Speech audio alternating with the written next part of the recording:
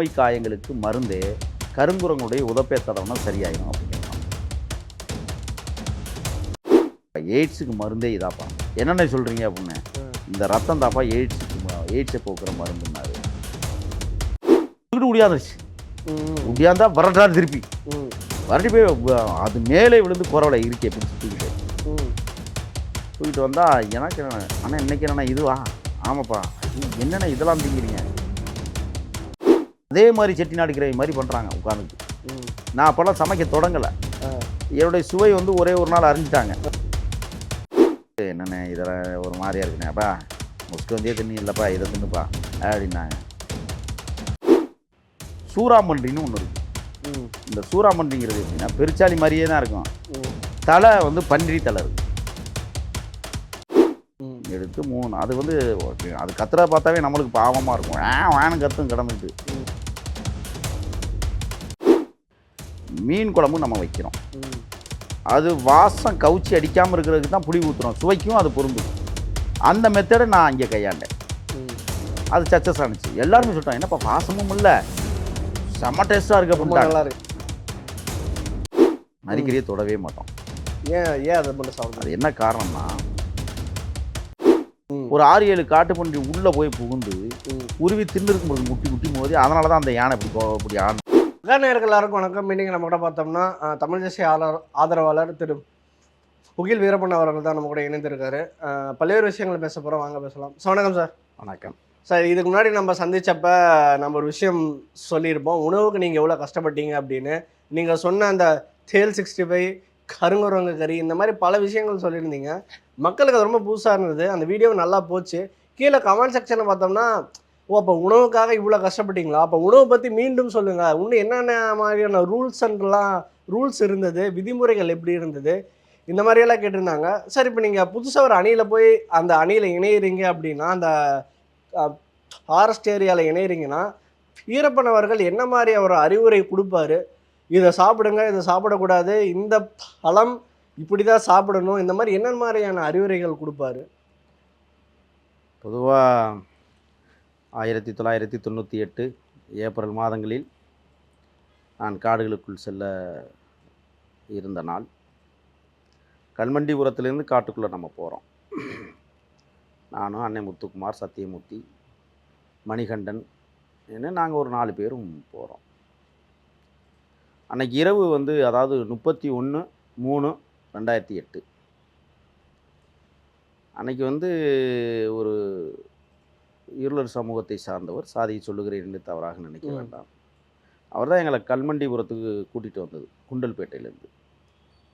அன்றைக்கி அவங்க வீட்டில் ராகி களி, கொள்ளு குழம்பு புதுசாக இருந்தது எனக்கு. ஏன்னா நாங்கள் செட்டிநாட்டுக்காரன் அப்படிங்கிறதுனால எங்கள் ஊரில் என்ன செய்வோம்னா கூழு கிண்டுவோம். அது கேழ்வரகு மாவில் கூழு கிண்டி அதில் வந்து அரிசி போட்டு சோறும் களியுமா சாப்பிட்டு அதில் வந்து நண்டு குழம்பு, வயநண்டு குழம்பு ஊற்றி சாப்பிட்ற அந்த பக்குவம் மறக்க முடியாது. ஆனால் அங்கே எப்படின்னா களி உருட்டி உருண்டையை வச்சு அது நடுவில் இப்படி வச்சு ஒரு குத்தி அந்த பள்ளத்தில் அந்த கொள்ளு குழம்பை ஊற்றி சைடிலிருந்து கொஞ்சம் கொஞ்சமாக பிச்சு உருண்டையை உருட்டி அந்த சாரில் நினச்சி விழுக்குன்னு முழுங்குற அந்த களி எனக்கு புதிய அனுபவத்தை கொடுத்தது. நம்ம மிக மோசமாக சங்கடப்பட்டு சாப்பிட்ட கறி முஸ்கோந்தி கறி, கருங்குரங்கு. எனக்கே தெரியாது, இவங்க ஏதோ இந்த வரப்பா இருங்கப்பா அப்படின்ட்டு போயிட்டார் அவர். போனால் ஒரு மணி நேரம் கழித்து பார்த்தீங்கன்னா ஈடு சத்தம் கேட்குது. சரி ஏதோ அடிக்க போயிருப்பாங்க ஒரு அப்படின்ட்டு அதே மாயாத்துக்குறையில் தான் நாங்கள் தங்கியிருக்கிறோம். அப்போ வந்து போயிட்டு வந்தவர் என்ன செய்கிறாரு, 3 முஸ்கோந்தியை சுட்டு எடுத்துகிட்டு வர்றாரு. ஆனால் அவர் சுடுகிற விதத்தை நான் பிறகு தெரிஞ்சு கொண்டேன்.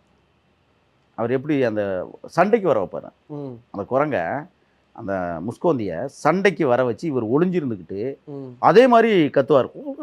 அவர் ஒரு விதமாக கத்துவார், கத்தி சண்டைக்கு வர வச்சு அதுக்கப்புறம் ஷூட் பண்ணுவார் பேரட் கொண்டில். நான் அதற்கு பிறகு தெரிந்து கொண்டேன். அதை அந்த ஒரு நாள் என்ன செஞ்சார், அந்த 3 முஸ்கோந்தியும் தூக்கி வாளோட வாழா முடிஞ்சு, அந்த குரங்குக்கு பார்த்தீங்கன்னா வாள் ரொம்ப நீளமாக இருக்கும், அதை வாளில் முடிஞ்சு தோல் மேலே இப்படி தூக்கி போட்டுக்கிட்டு அப்படி நடந்து வர்றாரு.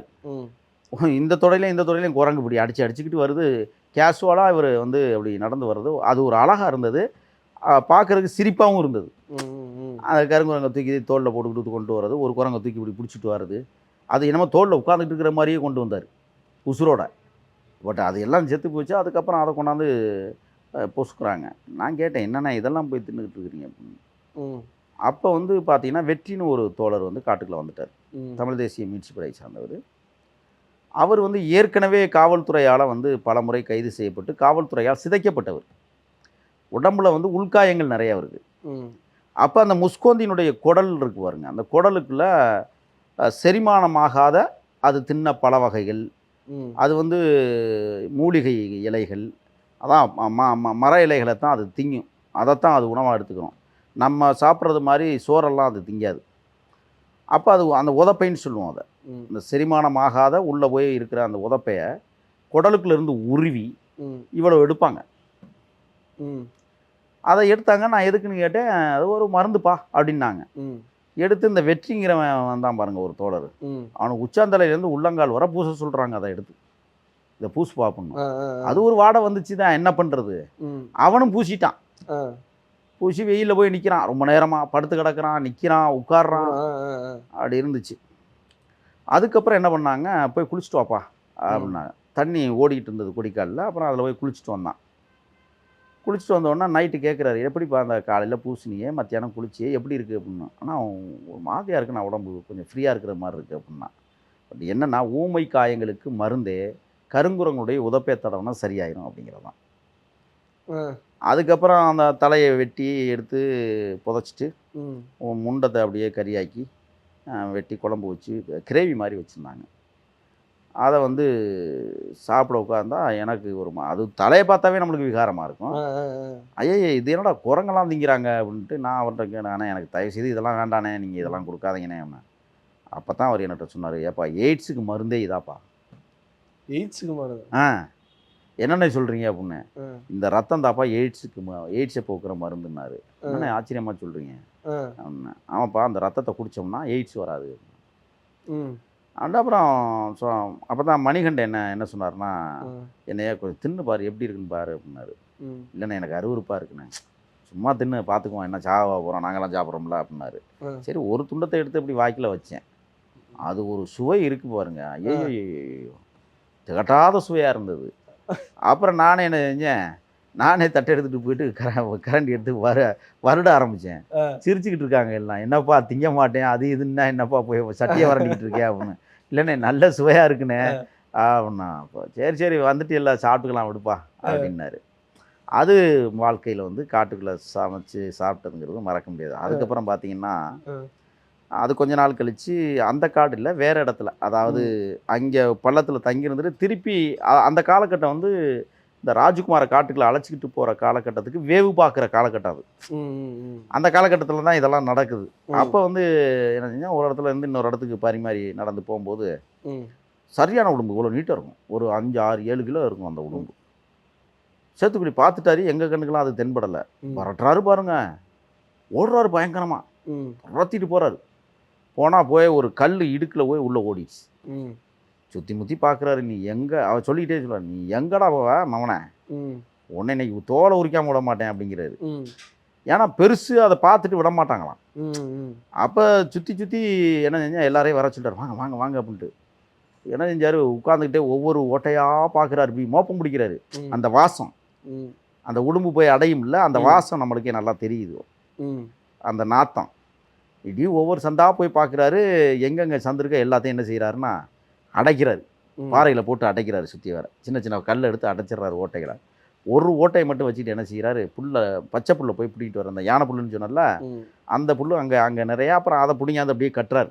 கட்டி எல்லாம் தலையெல்லாம் கட்டி என்ன செய்கிறாரு, ஒரு உருண்டை மாதிரி ஆக்கி அந்த முகப்பு வாயில் வச்சு தீயை வச்சு பற்ற வச்சு எரிக்கிறாரு. எரிச்சோடனே புகை உள்ளே போகுதுல்ல, அந்த அதுக்கு வந்து என்ன செய்கிறாருன்னா, அந்த ஈயத்தட்டு இருக்கும் ஒன்று மூடி வச்சுருப்போம்ல, அந்த சோத்துச்சட்டியை மூடுற மூடி, அதை எடுத்து விசிறாரு. இப்படி புகை உள்ளே போக போக போக போக அங்கே அதனால் இருக்க முடியல, ஒத்துக்கிட்டு முடியாந்துருச்சு. முடியாந்தா வரட்டாரு திருப்பி வரட்டி போய் அது மேலே விழுந்து குறவலை இருக்கையை பிடிச்சி தூக்கிட்டு வந்தால் எனக்கு என்ன, ஆனால் இன்றைக்கி என்னண்ணா இதுவா, ஆமாப்பா, ஐயோ என்னென்ன இதெல்லாம் திங்கிறீங்க, நீ என்னப்பா நீ இப்படி இருக்கிற, மூலிகை பங்குறாங்க. ஆக்சுவலாக உடம்பு வந்து பெரும்பாலும் திங்கக்கூடியதுன்னா எறும்புகளை தான் அதிகமாக திங்கும். இந்த பெரிய எறும்புகள் இருக்குல்ல அதைத்தான் அதிகமாக திங்க நீங்கள் பார்த்தீங்கன்னா. ம். அப்போ அவங்க என்ன செய்கிறாங்க, தலையை வெட்டி புதைச்சிட்டு ம். உரிக்கிறாரு. வீரப்பனார் தான் உரிக்கிறாரு. மல்லு கட்டி உரிக்கிறாங்க அதை. இது இறுக்கமா இருக்கும்னு நினைக்கிறேன் தோல். கொஞ்சம் தோல் கடினமாக இருக்கும், இருக்கும். அப்படி இப்போ காலில் ஒரு மிதி மிதிச்சுக்கிறாரு. ஆ. மிதிச்சுக்கிட்டு தலைப்பக்கம் ஒரு காலை வச்சுட்டு உரிக்கிறாரு. ஆ. பிளேடு வச்சு தான் முதல்ல உரிச்சாங்க. ஆ. நல்ல புதுமையான பிளேடை வச்சு உரிக்கிறாங்க. உரித்து அதுக்கப்புறம் அந்த தோலை கலட்டுறாங்க. ம். தோலை கலட்டிட்டு அப்படியே அப்படி பார்த்து அப்படி பிடிச்சி இப்படி தூக்குனீங்கன்னா அப்படி அவ்வளோ அழகாக இருக்கும். அந்த அந்த தோலை உரிச்ச உடனே அது. ம். அப்புறம் அதை கொண்டே ஒரே ஒரு அலசு தான், ம். தண்ணியில் இல்லை, ஒரு சொம்பில் ஒரு அலசு ம். அழைச்சிட்டு வந்து உட்காந்து வெட்டினா துண்டமாக சின்ன சின்ன துண்டாக வெட்டுறாங்க. எல்லாத்தையும் ம். வெட்டி அதே மாதிரி செட்டிநாடு கிரேவி மாதிரி பண்ணுறாங்க உட்காந்துக்கிட்டு. ம். நான் அப்போல்லாம் சமைக்க தொடங்கலை. ஆ. என்னுடைய சுவை வந்து ஒரே ஒரு நாள் அறிஞ்சிட்டாங்க. ஆ. ஆனால் நம்ம இந்த கறியெல்லாம் பார்த்தா எனக்கே அருவருப்பாக இருந்து நான் சமைக்கவே போகல கிட்டத்தில். ஆ.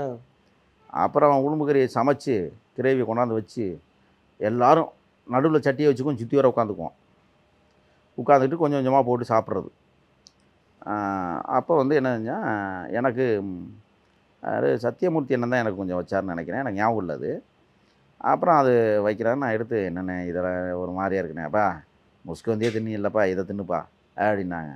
சரின்ட்டு அதை போய் முதல்ல கொஞ்சோண்டு துண்டு எடுத்து சப்பி பார்க்குறேன். ஆஹா, என்னடா சுவை இது, எங்கே இருந்துடா அவங்க சத்தி மசாலா தூள் தான் போட்டு சமைப்பாங்க.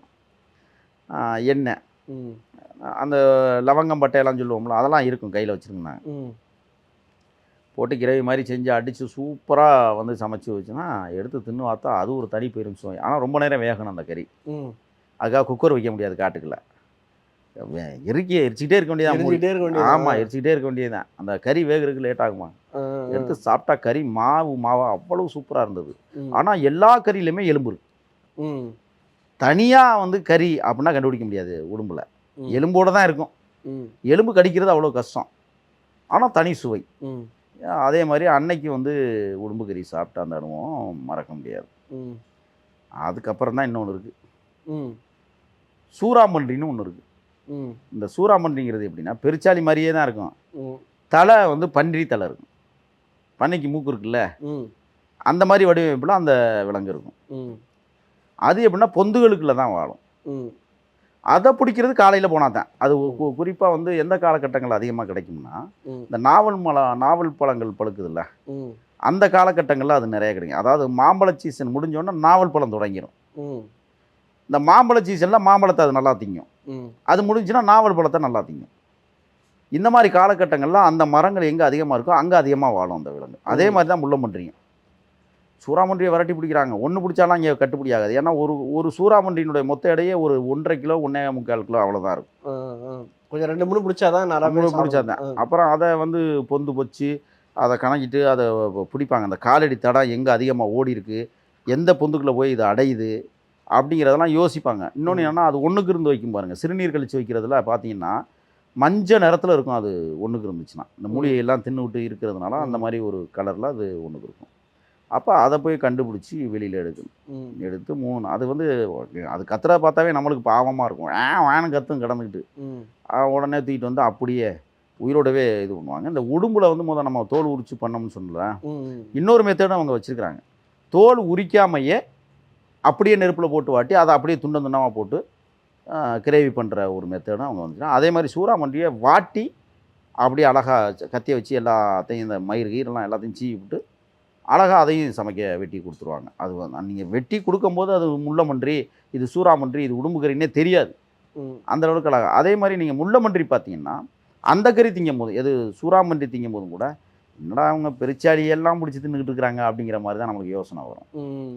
அதையும் சுவை பார்த்தேன். அப்புறம் கொஞ்சம் கொஞ்சமாக என்னத்தை காட்டு வாழ்க்கை ஆரம்பிச்சாச்சு, காட்டு வாழ்க்கையை தொடங்கியாச்சு, கண்டதெல்லாம் அவங்க என்ன திங்கிறாங்களோ அதை தின்னுட்டு போவோம் அப்படிங்கிற மாதிரி தான் அப்புறம் திங்க ஆரம்பித்தது. ஆனால் ரொம்ப அருவருப்பப்பட்டது இன்னொன்று என்னென்னா முள்ளமன்றி தான். முள்ளமன்றி வந்து இவங்களா நம்மளுக்கு தெரியாது, இவங்களா போய் அடிச்சுட்டு வந்துட்டாங்க. வந்து பார்த்தா அப்படி தூக்கி போடுறாரு.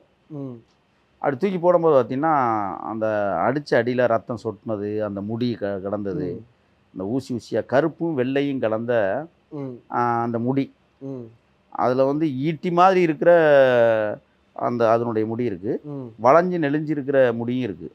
நான் எது குத்துனாலும் விஷம்னு சொல்லுவாங்க.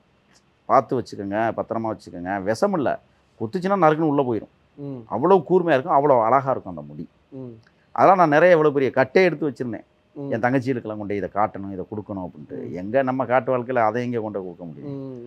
அப்போ முள்ளமன்றி வந்து என்ன செஞ்சாங்கன்னா, இந்த முடியெல்லாம் நல்லா பிடுங்கிட்டு நெருப்பில் போட்டு வாட்டி அதை வந்து அழகாக வந்து கத்தியை வச்சு சுரண்டிட்டு மஞ்சள் தூள் இருக்கு பாருங்க, அதை வந்து அழகாக தடவி கழுவிட்டு எடுத்து கொண்டாந்து அந்த குடல்லாம், சின்னவர் தான் பண்ணுவார் சேத்துக்குழி, அந்த குடல்லாம் பக்குவமாக எடுப்பார். எடுத்து அதை தூக்கி புதைச்சிருவோம். எதையும் தூக்கி வீசுகிற பழக்கம்லாம் கிடையாதுங்க. ஊரிய எச்சிலேயே நாங்கள் துப்பும் போதே குழி நோண்டி புதைச்சிட்டு துப்பிட்டு புதைச்சிருவோம். அந்த மாதிரி தான் இதுவும். குடல் கிடல் தேவையில்லாத பொருள் தலை கிளை எல்லாத்தையும் தூக்கி போட்டு ஒன்றாவும் ஒரு குழிகளை ஓட்டு புதைச்சி மூடிடும், அடையாளமே தெரியாத அளவுக்கு. அதுக்கப்புறம் வந்து சூறாமன்றியை நான் சாப்பிடும்போதும் அருவருப்பப்பட்டேன். இந்த இதில் என்ன ஒரு விஷயம்னா, அது கிழங்குகளை அதிகமாக திங்கும் சூறாமன்றி. கிழங்கு காட்டுகளில் இருக்கே வேர்கள், அது அதிகமாக திங்கிறதுனால அந்த சூறாமன்றி என்ன செய்யும்னா, கறியாக சமைச்சாவே வேறுபாடை வரும். வேறு வாசம் அடிக்கும் என்ன தான் சமைச்சாலும். அப்போ அவர் வந்து என்ன செய்வார்னா, சமைச்சு சாப்பிட்டாரு. எனக்கு முத நாள் கொடுக்கும்போது இதை எனக்கு அந்த கறி பிடிக்கல. என்னடா அது ஒரு மாதிரியாக வேறு வாசமெல்லாம் அடிக்குது அப்படின்ட்டு. அப்புறம் இன்னொரு நாள் அதே மாதிரி முள்ளமன்றியை சுட்டு எடுத்துகிட்டு வரும்போது நான் சொன்னேன், நானே சமைக்கிறேன் இன்றைக்கி அப்படின்னா. முத நாள் திங்கும் போது எனக்கு பிடிக்கல. ஆனால் நான் சமைக்கும் போது என்ன செஞ்சேன், இது வேறு வாசம் அடிக்குதே அப்படின்ட்டு மஞ்சத்தூளை கொஞ்சம் கூடவும் புளி தண்ணியை கொஞ்சம் ஊற்றி அவங்களுக்கே போய் தெரியாமல் ஒரு சின்ன டெக்னிக்கலாக பண்ணி பார்ப்போமே, இந்த வாசமெல்லாம் போயிடும். ஏன்னா மீன் குழம்பு நம்ம வைக்கிறோம், அது வாசம் கவுச்சி அடிக்காமல் இருக்கிறதுக்கு தான் புளி ஊற்றுறோம், சுவைக்கும் அது பொருந்துது. அந்த மெத்தடை நான் அங்கே கையாண்டேன். அது சக்ஸஸ் ஆனிச்சு. எல்லாருமே சொல்லிட்டாங்க, என்னப்பா வாசமும் இல்லை செம்ம டேஸ்ட்டாக இருக்குது அப்படின்ட்டாங்க. அது அந்த மாதிரி. அதே மாதிரி மீன் ரொம்ப முக்கியமானது. காடுகளில் மீனா அப்படிங்கிற ஒரு கேள்வி எல்லாம் இருக்கும். அதாவது கொடிக்கால் வழியாக ஊறி வருகிற தண்ணீர் சில இடங்களில் பள்ளமாகவே தேங்கி நிற்கும். அதை வந்து நீங்கள் வந்து 2 விஷயம் முடிக்கலாங்க. ஒன்று, கொடிக்காலில் தண்ணி வரும்பொழுதே நண்டு வந்து கருப்பு கலரில் கல்லட்டி நண்டுன்னு சொல்லுவாங்க. அப்படி வாய் அப்படி இவ்வளோ பெருசு இருக்கும், இப்படி இப்படி இப்படி படுத்து கிடக்கும். நம்ம போய் சீனோம்னா அப்படி டபக்குன்னு நீட்டுவாங்க கடிக்கிறதுக்கு. அப்போ அந்த பாறைகள் அப்படி உருட்டோம்னா அதுக்குள்ளே போய் அடைஞ்சிருக்கும். அது அந்த பாறையெல்லாம் உருட்டி நண்டு பிடிக்கிறதும். அதுக்கப்புறம் வந்து அதை வந்து ஒரு தடவை அந்த நண்டு ரொம்ப முக்கியமானது, ஏன்னா அதை சொல்லி ஆகணும். பெரியவருக்கு வந்து சளி பிடிச்சிருந்துச்சு. அப்போ பேசக்கூட முடியல அவரால், அந்த சளி பிடிச்சி. நான் சொன்னேன், ஆனால் இன்றைக்கி நண்டு ரசம் வைப்போம்னே, நான் வச்சு தரேன் அப்படின்னேன். சரிப்பா சரிப்பா அப்படின்ட்டு உடனே நண்டை பிடிச்சிட்டு வந்து ஒரு 6-7 நண்டு பிடிச்சோம். பிடிச்சி கல்லை போட்டு அதிலே நச்சு சட்டிக்கில் போட்டு 6-7 நண்டையும் போட்டு அப்படியே நக்கிறோம், கல்லை வச்சு கழுவிட்டு நச்சு விட்டு அதை அப்படியே எடுத்து நண்டு ரசம் வச்சேன். மஞ்சள் தூள்லாம் போட்டு சீரகத்தூள் இதெல்லாம் போட்டு பக்காவாக பண்ணி வச்சேன். அப்புறம் அதுக்கப்புறம் நண்டு ரசம் குடித்து அவருக்கு சளி சரியானுச்சுன்னு கூட நம்மள்கிட்ட சொன்னார். அந்த மீன் பிடிக்கிறது என்பதுங்கிறது கொஞ்சம் வித்தியாசமானது. பொருஷ மரம்னு ஒரு மரம் இருக்குது. இந்த மரத்தினுடைய இலைகளை பிடுங்கிறது, இவ்வளவு பிடுங்குவோம், உருவுறது, அதை உருவி இவ்வளவு சேர்த்துருவோம். சேர்த்து இப்போ தண்ணி ஒரு குட்டை இருக்குது, அந்த தண்ணிக்கெல்லாம் மீன் இருக்குதுன்னு தெரிஞ்சிருச்சுன்னு வச்சுங்களேன். அதில் 2 விஷயம் இருக்குது. ஒன்று, அதுக்குள்ள மலைப்பாம்பும் கிடக்க வாய்ப்பு இருக்குது. மலைப்பாம்பு கிடந்தால் எப்படி கண்டுபிடிக்க போகும்னா, அதனுடைய எச்சங்கள் மேலே வெள்ளை கலரில் சாக் பீஸ் மாதிரி கிடக்கும். அது கிடந்துச்சுன்னா இங்கே பெரும்பாயை கிடக்கிறான்றார் அவர். அது இல்லைன்னா இன்னொன்று என்னென்னா, பெரும்பாலும் மீன் கிடக்கிற இடத்துல அது இறங்கிருச்சுன்னா ஒரு மீன் நம்மளுக்கு வராது, அது சாப்பிட்டு முடிச்சிடும். அதனால் இப்போ ஒரு மீன் அந்த குட்டையில் கிடக்கு அப்படின்னு சொன்னால் நாங்கள் என்ன செய்வோம், அந்த பொருச மர இலையை பிடுங்கி அங்கே கிடக்கிற ஒரு மரக்கட்டையை எடுத்துக்கிட்டு அதை போட்டு நல்லா மண்ணோட மண்ணாக நச்சு அதை அள்ளி அப்படியே அந்த தண்ணிக்குள்ளே விசிறிட்டு ஒரு ஆள் 2 ஆள் இறக்கி கலக்கணும்னா அந்த மீன் வெளியில் வந்து அப்படியே துடிக்கும். அந்த இலை மயக்கத்துக்கு வந்து துடிச்சிடும். அப்புறம் அதை புறக்கி வீசுவாங்க, நாங்கள் பிடிச்சிருவோம். பிடிச்சி அதுக்கப்புறம் அதை சுத்தம் பண்ணுறது பண்ணிவிட்டு மீன் குழம்பு வைப்போம்னு வச்சுங்களேன். இதில் மறக்க முடியாத ஒரு விஷயம் என்னென்னா, அந்த மாதிரி குட்டைகளில் வந்து மீன் வந்து இவ்வளவு பெருசெல்லாம் இருந்துச்சு. நான் பார்த்துருக்கேன். சின்ன குஞ்சு மீன்களும் இருக்குது, எல்லா வகையான மீனும். ஏன்னா அதாவது சிறிய ரகத்துலேருந்து பெரிய ரகம் வர மீன் இருக்குது. ஆனால் அது எல்லாமே கெண்டை குஞ்சு வகையை சார்ந்தது. நீங்கள் சிலேபி அப்படிங்கிறதெல்லாம் இங்கே பார்க்க முடியாது. இது எப்படி இங்கே வந்துச்சு அப்படின்னு நம்ம ஆராய்ச்சி பண்ணி பார்த்தா, இந்த கொடிக்கால் வந்து மாயாறு வர போகுது, மாயாத்துல போய் கலக்குது. அப்போ ஏர் மீன் வந்து ஏறி இந்த குட்டைக்கு வந்திருக்கு வாய்ப்பு இருக்குது அப்படிங்கிறத அதுக்கப்புறம் சொன்னாங்கன்னு வச்சுங்களேன். ஆற்று மீன் தான் குட்டையில் வந்து காலங்காலமாக இது வந்து இங்கே தங்கினதுனால இப்படி கிடக்கு. இந்த மீன் கிடக்கிற குளத்தை சுற்றி நீங்கள் பார்த்தீங்கன்னா அதிகமாக அந்த கல்லட்டி நண்டு பிடிக்கிறதுக்கு அலைஞ்சு திரிகிற நரிகள் அங்கே நிறைய இருக்குது. ம். சரி, நரிக்கறி சாப்பிடுவீங்களா? நீங்கள் ஒரு கேள்வி வைக்கலாம். நரிக்கறியை தொடவே மாட்டோம். ஏன் ஏன் அதை மட்டும் சாப்பிட அது என்ன காரணம்னா, என்ன செத்து கிடந்தாலும் அதை போய் திங்காது. ஓ, அப்போ அது உடல்ல நோய் ஏதாவது இருக்கும். மனுஷன் செத்து கிடந்தாலும் அவனை தின்றும். ம். அதே மாதிரி காட்டு பன்றி. இங்கே நரி காட்டு பன்றியெல்லாம் நாங்கள் அங்கே ஒன்று கூட நான் தொட்டதில்லை. காட்டுப்பன்றி சாப்பிடலாமே, அதில் இல்லை, இல்லை. அதுக்கு பிறகு நான் வந்து சாப்பிட்டேன். வெளியில் வந்து சாப்பிட்டேன் ஒரு முறை. ம். கொடுத்தாங்க நண்பர்கள். ஆனால் காட்டுக்குள்ளே காட்டு பன்றி அடிக்கவே மாட்டோம். ம். என்னடா காரணம் கேட்டால், அது மனுஷன் செத்து கிடந்தாலும் திங்கும், நாய் செத்து கிடந்தாலும் திங்கும், ம். யானை செத்து போய் கிடந்தாலும் திங்கும். யானை செத்து கிடக்கிற போது இப்போ காட்டு பன்றியை நான் பார்த்த அனுபவம் மறக்கவே முடியாது. ம். தாளவாடி காட்டிலேருந்து அதே மாயாறு பக்கம் நாங்கள் நடந்து போகும்போது பார்த்தீங்கன்னா, ஒரு யானை வயோதிகம் அடைஞ்சு செத்து கிடக்கு. ம். அது செத்தது இப்போ அது நேற்று காலையில் செத்துருக்கோம் அல்லது நேற்று ராத்திரி செத்துருக்கோம். யானை வந்து செத்ததை வந்து அவ்வளோ சீக்கிரம் கண்டுபிடிக்க முடியாது. ஏன்னா 6-7 நாட்களுக்கு பிறகு தான் அதனுடைய உடம்பே ஊப்பி வரும். ம். ம். ம். செத்து கிடந்துச்சு. இங்கே பார்ப்பா என்னப்பா இப்போ செத்து கிடக்குன்ட்டு போயிட்டோம் நாங்கள். ம். போயிட்டு ஒரு 10 நாள் கழித்து வர்றோம் அது வெளியே. ம். யானை ஆடிக்கிட்டு இருக்கு. ம். டவுக்கு டவுக்குன்னு ஆடிக்கிட்டு இருக்கு. என்னடா ஆடுது யானை? அன்னைக்கு சும்மா அலைஞ்சேன்னு பார்த்தா இன்றைக்கி ஆடுது அப்படின்னு பார்த்தா காட்டு பன்றி. ம். தும்பிக்கை வாய் வழியாக போய் உள்ள ம். அந்த யானையுடைய குடல் அது உடல் இதுன்னு எல்லாத்தையும். எல்லாத்தையும் அந்த புடுங்கும் இருக்கு உள்ள ம். உருவும்ல, உருவி திங்கும்ல. ம். ஒரு 6-7 காட்டு பன்றி உள்ளே போய் புகுந்து ம். உருவி தின்னுருக்கும் இருக்கு முட்டி முட்டி மோதி. அதனால தான் அந்த யானை இப்படி ஆடினது. அதாவது யானை ஆடுது அப்படிங்கிறாரு.